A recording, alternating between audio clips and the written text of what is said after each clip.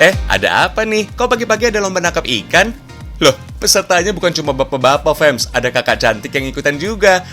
Walah, ternyata ini tradisi tangkap ikan masyarakat Kendal, Fems. Namanya gebyuk ikan.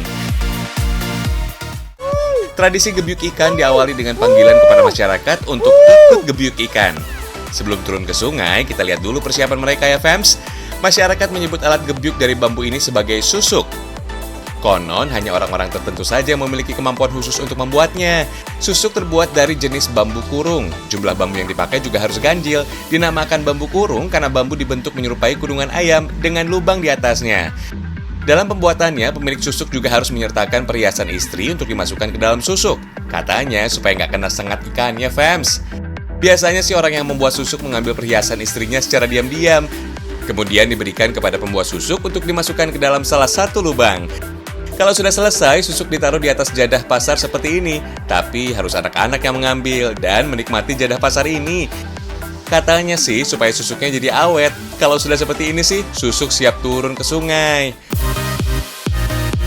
Fems, kata gebyuk sendiri diambil dari suara yang keluar dari susuk ketika menangkap ikan di sungai.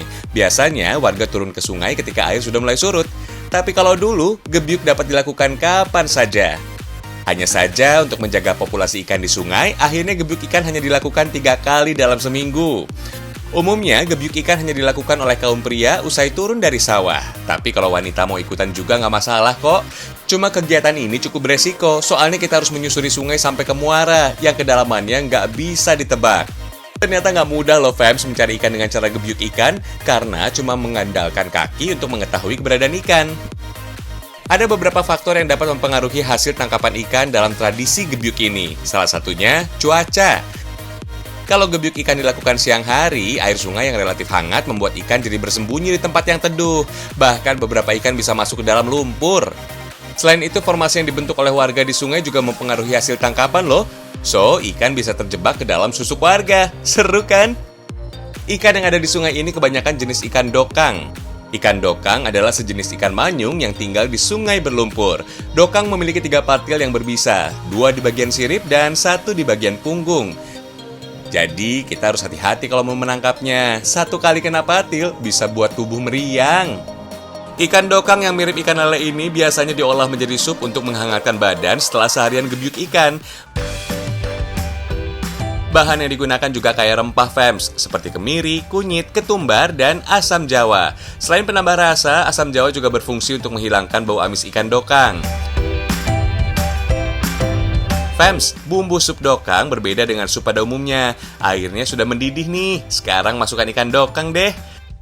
Masak hingga lemak ikan keluar, lalu beri irisan tomat dan bumbu halus.